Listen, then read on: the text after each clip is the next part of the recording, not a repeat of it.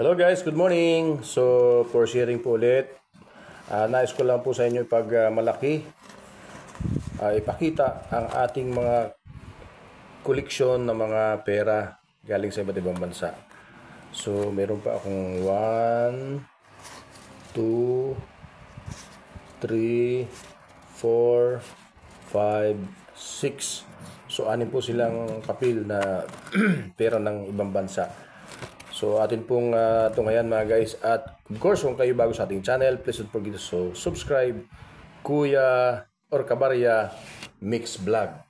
Ayan, pasensya na nasabi ko Kuya kasi yung aking dating pangalan dito sa YouTube is Kuya Rulit TV Mix. So pinalitan ko lang po guys. So ayan, sa mga may hilig po dyan magtabi ng papel, sana mabahagian nyo ko ng inyong papel kagaya po nito. Ako po ay nangunguliktan ng mga pera galing sa iba't ibang bansa, no? So huwag natin patagalin. Ayan, sa mga hindi pa nakakakita ng ganong pera, ito na po.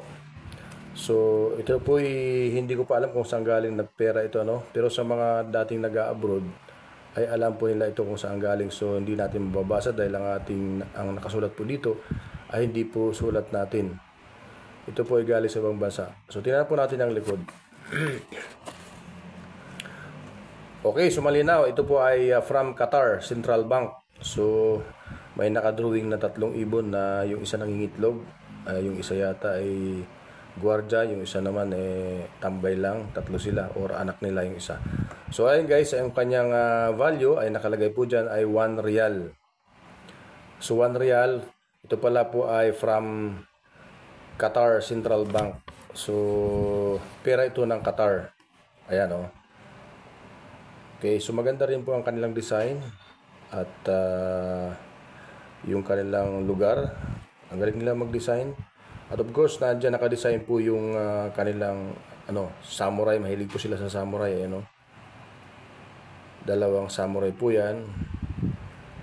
Ayan.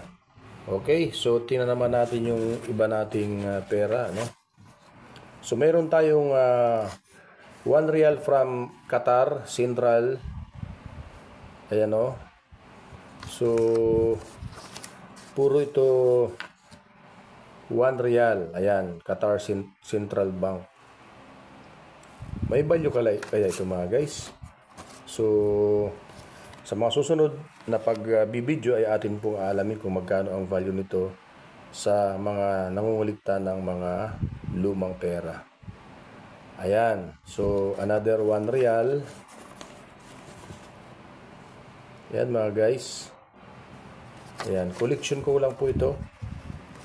At ito pang isa. So bali meron akong 4 na 1 real.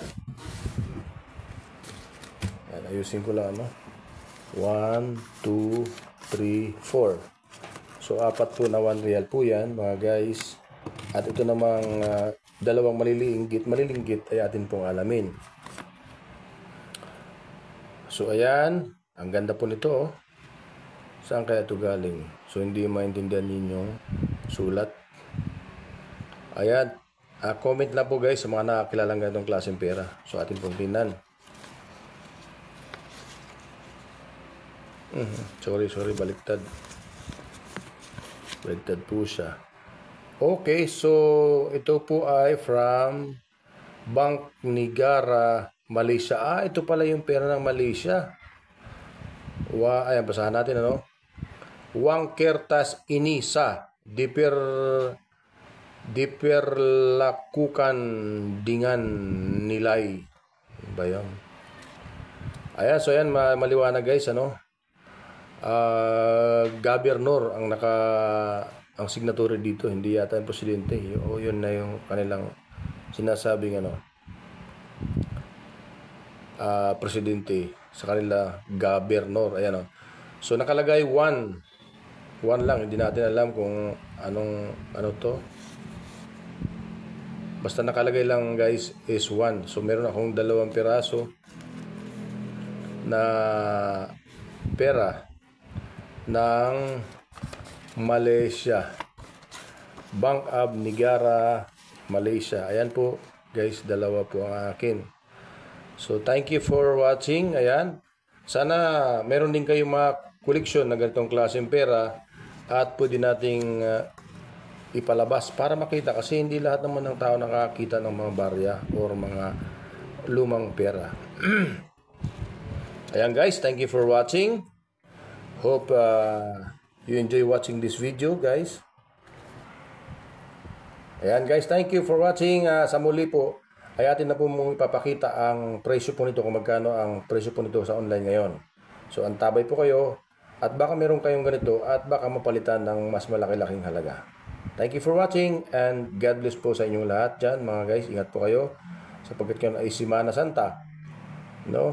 April 18, Biyernes Santo. Ingat po kayo kung saan man kayo pupunta na mga lugar na inyong papasalan o kayo may mga panata. Ingat po kayo lagi mga sangkay, mga kaibigan, friend. Thank you for watching and God bless.